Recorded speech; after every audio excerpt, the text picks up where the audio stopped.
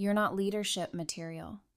That's what Becca said to my face during my quarterly review while sipping her oat milk cortado and adjusting her chunky pearl necklace like she was about to deliver a TED Talk on crushing dreams. She didn't even look up from her laptop, just tapped her manicured nails against the conference table and said it like she was commenting on the weather. We've decided to promote Jayden instead. He brings a more collaborative energy to the team. Dynamic. I blinked once, trying to process the words. Collaborative energy Jayden, who spent most team meetings playing mobile games under the table, and whose idea of collaboration was asking me to explain my project updates so he could repeat them back to leadership 5 minutes later with slightly different phrasing. Jayden, who had been at the company for exactly 8 months compared to my 4 years Jayden, whose biggest accomplishment was redesigning the office seating chart and somehow getting credit for improving workplace culture. When all he did was move the coffee machine closer to his desk, I felt my throat close up. Not from sadness, from pure molten rage, because this wasn't just a promotion denial. This was character assassination wrapped in corporate speak. Becca continued scrolling through what looked like talking points on her screen. Your technical skills are solid, she said, like she was grading a mediocre sandwich, but leadership requires emotional intelligence, strategic thinking, the ability to inspire others to follow you. Frankly, we just don't see that spark in you. The ability to inspire others. I thought about the 3 junior developers I'd mentored through their first major deployments, teaching them not just the technical skills, but how to navigate the political minefield of project approvals and stakeholder management. The crisis response team I'd assembled and led when our main server crashed during Black Friday while Jayden was nowhere to be found and Becca was busy crafting an internal memo about lessons learned. The cross-functional project that saved the company $40,000 in licensing fees because I figured out how to optimize our existing tools instead of buying new ones that would have required 6 months of integration and training. But sure, Jayden's collaborative energy was definitely more inspiring than actual results. Becca finally looked up from her screen with that practiced HR smile, the one that's supposed to soften the blow, but really just highlights how little they think of your ability to handle reality. We're promoting you to senior technical specialist, she announced, like she was handing me a participation trophy. Same responsibilities, expanded scope, but no direct reports. It's really a perfect fit for someone with your skill set translation. You're good enough to do the work, but not good enough to get credit for leading it.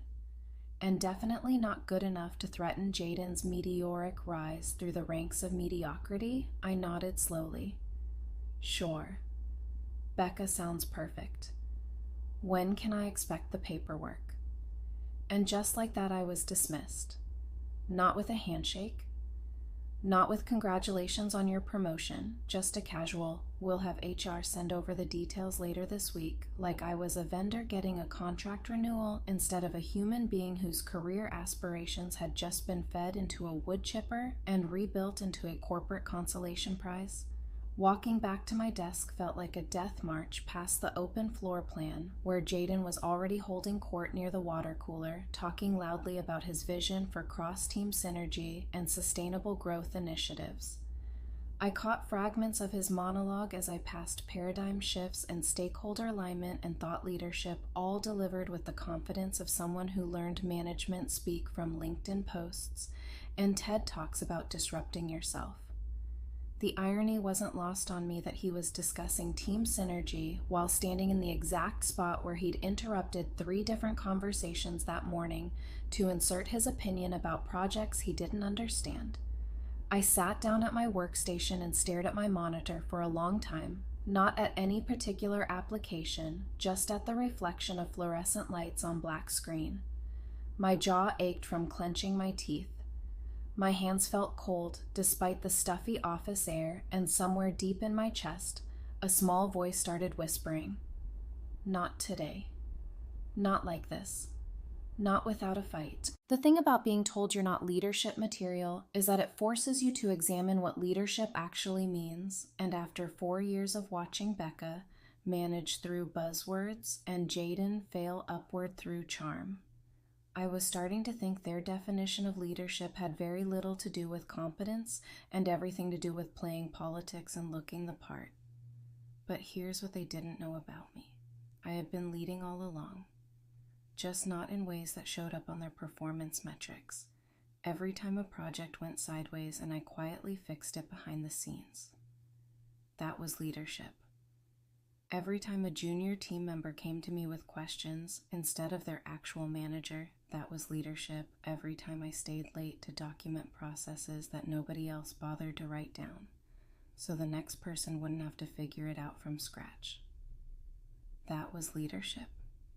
They just called it being a team player because it was easier to take credit for my work than to acknowledge that their golden boy Jayden couldn't organize a lunch order without 3 rounds of stakeholder feedback. But they were about to learn the difference between having a title and actually leading people, and the lesson was going to cost them their entire talent pipeline. Hey, if you're relating to this corporate nightmare scenario where competence gets punished and mediocrity gets promoted, hit that subscribe button because we're about to take a deep dive into how I turned their dismissal into their biggest personnel crisis. And trust me, the revenge is so satisfying, you'll want to forward this to your own incompetent boss. That night I did something I'd never done before. I opened LinkedIn not to passively scroll through industry updates and humble brags, but to actively hunt. I started with my own connections. People I'd worked with, collaborated with, helped out over the years. Then I expanded to second-degree connections, then to people who'd liked or commented on posts about our company's innovative culture and collaborative workplace environment. All complete bullshit. But excellent for mapping the talent ecosystem. I wasn't job hunting yet. I was intelligence gathering. Mapping the ecosystem of talent that our leadership took for granted, but that I knew by name. By skill, by frustration level, turns out when you're not leadership material, you spend a lot of time actually talking to people instead of talking at them. And those conversations had given me something Becca and Jayden didn't have a real understanding of: who was happy, who was underpaid, who was overlooked, and who was one bad performance review away from updating their resume. Riley in data analytics had been asking me for months about opportunities to work on machine learning projects, but kept getting assigned to generate the same monthly reports that could have been automated 3 years ago. If anyone in leadership understood that automation wasn't a threat to employment, it was a path to more interesting work. But Jayden thought automation meant buying expensive software that promised to solve all problems without requiring anyone to actually understand the problems they were solving. Marcus and front-end development had been pushing for mobile optimization initiatives, but Jayden kept shooting him down because it wasn't aligned with the current roadmap translation. Jayden didn't understand mobile development, so it wasn't a priority. He also didn't understand that mobile traffic had surpassed desktop traffic 2 years ago, but acknowledging that would require admitting he'd been ignoring the biggest trend in user behavior since the invention of the internet. Then there was Alex from the design team who had radical ideas about user experience research, but couldn't get budget approval because Becca thought user research was just asking customers what color they wanted the buttons to be. Never mind that Alex had a master's in cognitive psychology and understood user behavior at a level that could revolutionize our product development. If anyone bothered to listen, these weren't just employees. These were the people who actually moved the needle while leadership was busy, moving deck chairs on the Titanic, and they all had one thing in common. They came to me when they needed things to actually happen, not because I had a fancy title, but because I knew how to cut through the bureaucratic nonsense and get results. I knew which processes were worth following and which ones were just theater. I knew who had decision-making authority and who just pretended to have it. I knew how to frame technical solutions in business language and business problems in technical terms. In other words, I knew how to navigate the corporate maze that Becca and Jayden had built around actually getting work done. But instead of being promoted for this knowledge, I was told I lacked leadership material because I focused too much on execution and not enough on vision. I started reaching out carefully, casually. Hey, saw your post about that data visualization project? Looks interesting, coffee. Sometime. Just touching base. Seeing how things were going. Listening. Really listening to what people were saying between the lines, and what I heard was a symphony of frustration. Talented people stuck in a system that rewarded politics over performance. Style over substance. Collaborative energy over actual collaboration. The conversations always followed the same pattern. Initial pleasantries about how things were going. Great, lots of interesting projects, exciting initiatives. Then careful probing about growth opportunities, advancement paths, career development goals. Then the real conversation would start, the frustration about ideas being ignored, the exhaustion from explaining the same basic concepts to leadership repeatedly, the growing sense that their skills were being wasted on maintaining broken systems instead of building better ones. The quiet admission that they'd been thinking about what else was out there, what other companies might value innovation over buzzword compliance. The more conversations I had, the clearer the picture became. Our company wasn't just failing to develop talent. It was actively suppressing it. And the people who could see it, the people who cared about building something meaningful instead of just climbing the ladder, they were all having the same quiet conversations about whether their talents might be better appreciated somewhere else.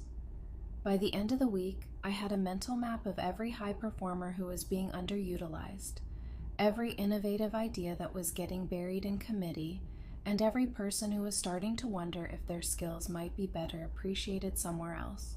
I wasn't planning anything yet, just listening.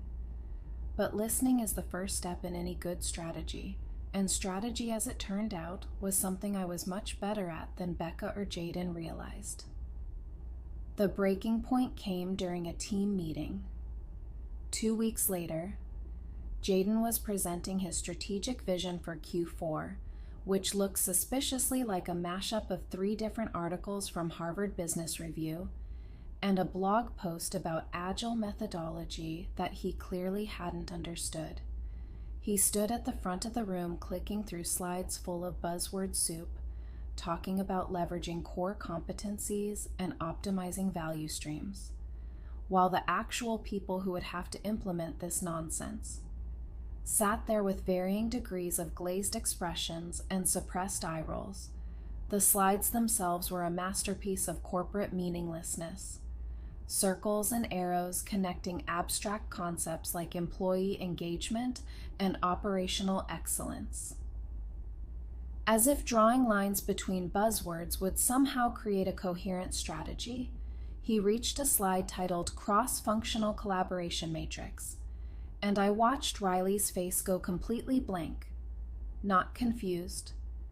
Blank like someone who just realized they were trapped in a meeting that could have been an email but was instead a performance art piece about corporate meaninglessness. The collaboration matrix was particularly impressive, a grid showing how different departments would work together with categories like synergistic alignment and strategic coordination, but no actual description of what any of these terms meant in practice, or how success would be measured, or who would be responsible for implementation. Then Jayden said something that made my decision for me. We need to think outside the box and leverage our human capital to drive innovation across all verticals. Moving forward, our team leads will be empowered to cascade these initiatives down to their respective stakeholders. Human capital? He called us human capital, like we were line items on a balance sheet instead of the people who actually built the products that paid his salary. And cascade these initiatives like we were a waterfall instead of professionals with ideas and opinions and expertise that might actually be worth consulting before implementing his grand vision. I raised my hand. Jayden paused mid-buzzword, clearly not expecting questions during his vision presentation. The room went quiet except for the hum of the air conditioning and the distant sound of someone in accounting arguing with their printer. Jayden, I said, keeping my voice level, can you give us a specific example of what cross-functional collaboration looks like in practice? Maybe walk us through how one of these cascaded initiatives would actually get implemented from start to finish. He blinked like I'd asked him to explain quantum physics while juggling flaming torches. His eyes darted to his slides as if the answers might be hidden somewhere in the maze of corporate speak he'd assembled. Well, he started. It's about breaking down silos and creating synergies between different work streams, right? So, for example, we might have engineering working more closely with marketing to ensure our technical specifications align with customer-facing messaging that wasn't an example, that was a word salad with corporate dressing. It was the kind of non-answer that sounded vaguely reasonable if you didn't think about it too hard, but fell apart the moment you tried to imagine what it would actually look like in practice. I tried again. Okay. But what would that actually look like day to day? Who would be responsible for coordinating between teams? How would we measure success? What resources would we need? How would we handle conflicts when engineering priorities don't align with marketing timelines? He shifted his weight from foot to foot and glanced at Becca, who was typing something on her phone, probably an urgent message about how she needed to rescue Jayden from his own presentation. We'll dive deeper into the tactical implementation in future sessions, he said. This is more of a high-level strategic overview. We want to get buy-in on the overall direction first before getting bogged down in operational details. Strategic overview. Translation. I have no idea what I'm talking about, but I sound confident saying it, and I'm hoping that confidence will distract you from the fact that this entire presentation is an elaborate way of saying we should work better together without actually proposing any concrete steps for how to make that happen. After the meeting, I stayed behind and approached Becca directly. Becca, can we talk about the implementation plan for Jayden's collaboration matrix? She looked up from her phone with mild irritation, like I was a child who kept asking, "Are we there yet?" During a long car ride, it's still in development. Obviously, we wanted to get buy-in on the overall direction first, before getting bogged down in details. But without details, how do we know if the direction is realistic? I asked. How do we know if we have the right people in the right roles? How do we identify potential roadblocks or resource constraints?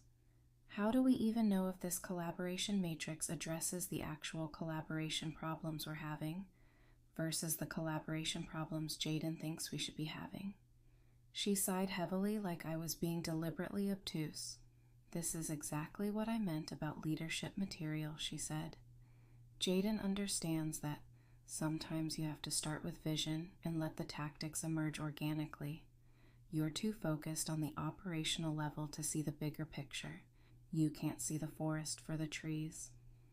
The bigger picture, I thought about Riley's unused data science degree, about Marcus's mobile optimization proposal, gathering dust about Alex's user research that could revolutionize our product development. The bigger picture was that we had incredible talent being managed by people who thought vision meant throwing around business school terminology and hoping someone else would figure out how to make it work. But instead of saying that, I just nodded and smiled. You're absolutely right, Becca. I should think more strategically. Maybe I need to spend more time focusing on the big picture instead of getting caught up in implementation details. She looked satisfied, like she'd successfully coached a struggling employee toward enlightenment. Exactly, she said. That's the kind of strategic thinking we need more of around here. Which was ironic because what I was actually thinking about was the most strategic move of my career. And it had nothing to do with collaboration matrices or paradigm shifts, or that weekend I made a decision. Not a rash one, not an emotional one, a strategic one. I started drafting emails, not applications, not resignation letters, but something much more dangerous. Introductions. I reached out to 3 former colleagues who had moved on to director-level positions at growing companies. Each email was carefully crafted personal but professional, mentioning specific projects we'd worked on together, highlighting collaborative successes we'd achieved, and casually noting that I'd been doing some informal mentoring of talented developers who might be interested in new challenges if anything interesting came up. I wasn't offering anyone anything yet, just planting seeds. But seeds planted in fertile ground tend to grow faster than you expect, and my former colleagues had all left our company for similar reasons. They'd hit the same ceiling. I was hitting the same frustration with leadership that confused process with progress, buzzwords with strategy, titles with actual authority. The first response came Monday morning from Elena, who'd left 6 months earlier to join a fintech startup. Her reply was immediate and enthusiastic. She'd been looking for experienced technical leads who could help scale their development team and manage cross-functional projects. The kind of work I've been doing for years without the title or recognition. But more importantly, she was looking for people who understood that scaling wasn't just about hiring more developers, it was about building systems and processes that could handle growth without breaking under pressure. Would I be interested in a conversation about opportunities for me and potentially some of my colleagues? She asked my colleagues. I liked the sound of that. It implied that I might have influence, that people might follow my lead, that I might be leadership material after all. Elena suggested we grab coffee and talk about what her company was building and what kind of team they needed to get there. Nothing formal, just a conversation between professionals who'd worked well together before. I agreed immediately. But I also did something else. I forwarded Elena's email to Riley, Marcus, and Alex. Not the whole thing, just the part about looking for technical leads and cross-functional project managers, along with a note from me. Thought this might be interesting opportunity to work on some cutting-edge stuff with leadership that actually understands technology. Let me know if you want me to make an introduction. The responses were immediate and unanimous. Hell yes. But also something else. Excitement not just about the possibility of new jobs, but about the possibility of working together somewhere that would appreciate what we could accomplish as a team instead of treating us like individual contributors who happen to share office space. By Wednesday, all 4 of us had coffee meetings scheduled with Elena and her head of engineering by Friday. We had preliminary job offers on the table, not just for any positions, but for senior roles with real responsibility, real budgets, and real opportunity to build something from the ground up, instead of managing the decline of something that was already broken. The offers were good, better than good. They were validating. Ailey would lead their new data science initiative with budget to hire her own team and implement machine learning solutions that would actually be used, instead of filed away. Marcus would head up their mobile development team with full authority to build native apps using the latest frameworks instead of maintaining legacy web views that barely functioned. Alex would run user experience research with dedicated budget for user studies, usability testing, and iterative design processes that integrated directly into product development, and I would be their director of technical operations with a team of 12 and a mandate to implement the kind of efficient collaborative processes that actually worked, instead of just sounding good in PowerPoint presentations.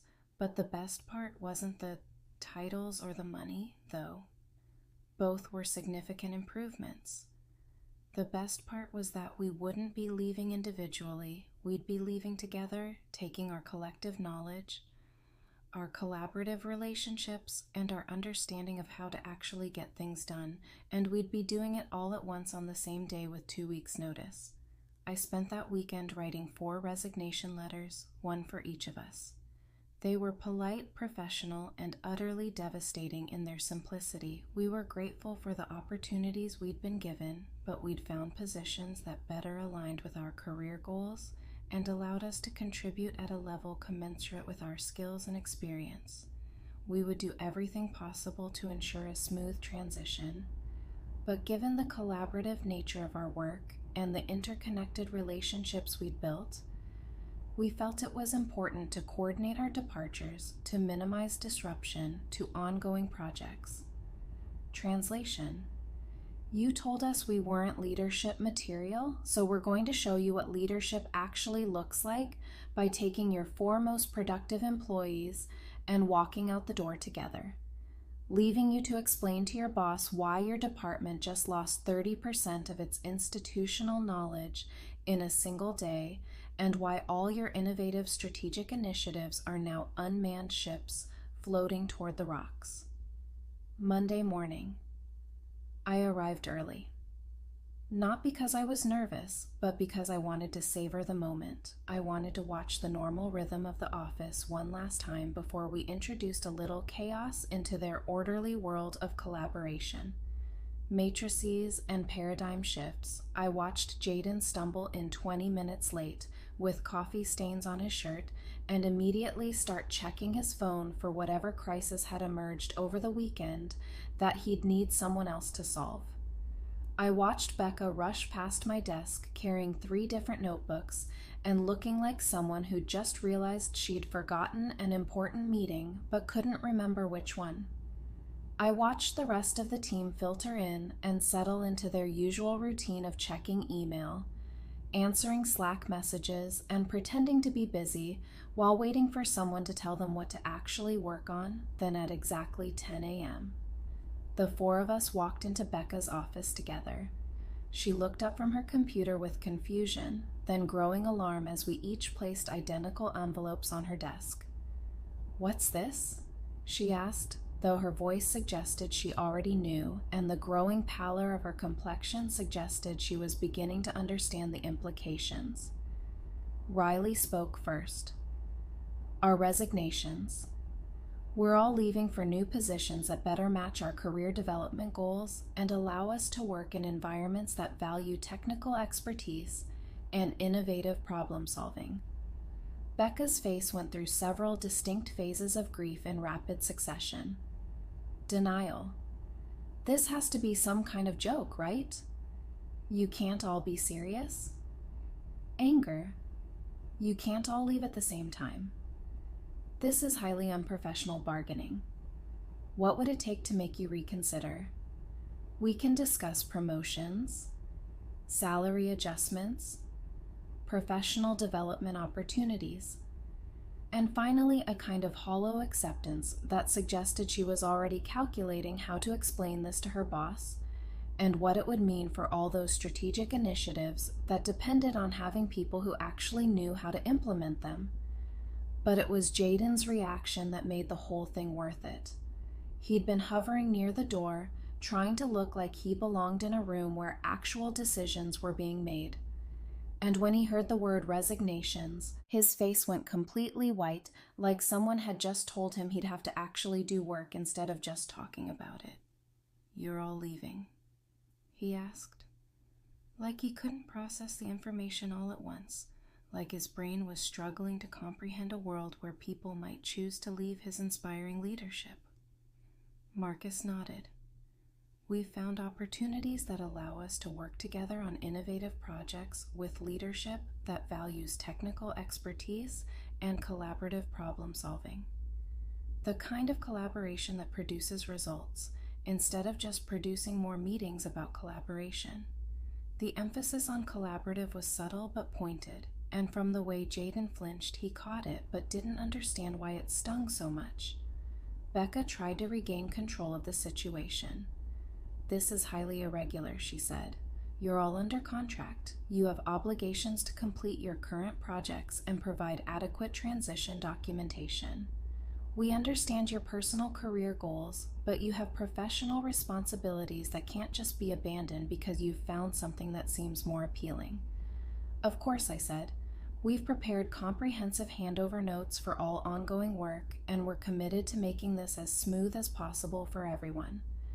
That's why we coordinated our timeline to ensure continuity of knowledge transfer and minimal disruption to project timelines." What I didn't say, but what hung in the air like expensive perfume, was that continuity of knowledge. Transfer was only possible because the four of us had been doing the actual work.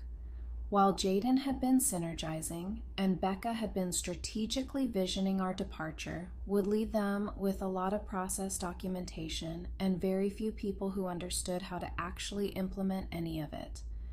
They'd have detailed notes about what we'd been working on, but no institutional knowledge about why we'd made certain technical decisions, how we'd solved previous problems, or what the real blockers were, versus the ones that showed up in status reports. The meeting lasted another 20 minutes, during which Becca cycled through various retention strategies, counteroffers, flexible schedules, promotion discussions, and increasingly desperate attempts to convince us that leaving together was somehow unprofessional or disloyal. But we'd already made our decision, and we'd made it strategically. We weren't just leaving jobs, we were leaving a culture that confused talking about work with actually doing work, that promoted people based on how well they performed leadership rather than how well they actually led, and that treated valuable employees like interchangeable resources until the moment they tried to leave, when they suddenly became irreplaceable assets who were crucial to the company's success as we walked out of that office for the last time. Riley turned to me and said quietly, "You know this is going to be a disaster for them, right?" I smiled. Not with malice, but with satisfaction. "They'll figure it out," I said, "or they won't. But either way, it's not our problem anymore, and honestly, they might learn something valuable about the difference between managing people and leading them, about the difference between collaboration and coordination, about the difference between having leadership material and being leadership material." 2 weeks later. On our last day, we handed over our laptops, cleared out our desks, and walked out together past the same water cooler where Jayden used to hold court about paradigm shifts and sustainable growth initiatives. He wasn't there that day. Rumor had it, he was in back-to-back meetings with senior leadership trying to explain how 4 key team members had simultaneously decided to pursue other opportunities and what the interim plan was for covering their responsibilities. The interim plan, as it turned out, was to hire 3 consultants at twice our combined salaries to do the work we'd been doing while they recruited permanent replacements who would need 6 months of training to reach the level of productivity we'd achieved through 4 years of experience and collaboration. But that wasn't our problem anymore. Our problem was figuring out how to build something better, something that actually worked. And as we walked out into the parking lot heading toward companies that had hired us, not despite our collaborative approach but because of it, I realized that Becca had been right about one thing. I wasn't leadership material, not by her definition, not in a system that confused authority with competence and vision with buzzwords, but in a system that valued results over rhetoric, substance over style, and actual collaboration over collaborative energy. Turns out I was exactly the kind of leader people wanted to follow. They just had to find a place worth going first. 6 months later, I got a LinkedIn message from someone still at the old company. Apparently, Jayden had been promoted again, this time to Senior Director of Strategic Initiatives, and Becca had been moved to a new role in organizational development. The 4 positions we'd left were still being filled by contractors and consultants while they searched for permanent replacements with the right cultural fit. The message ended with a question that made me smile. "Do you think any of you would ever consider coming back?" The answer was simple. No thanks. We're too busy actually leading. Thanks for watching, you corporate survivors. Hit that subscribe button. Unless you think synergistic leadership paradigms are more important than people who actually know how to do the work.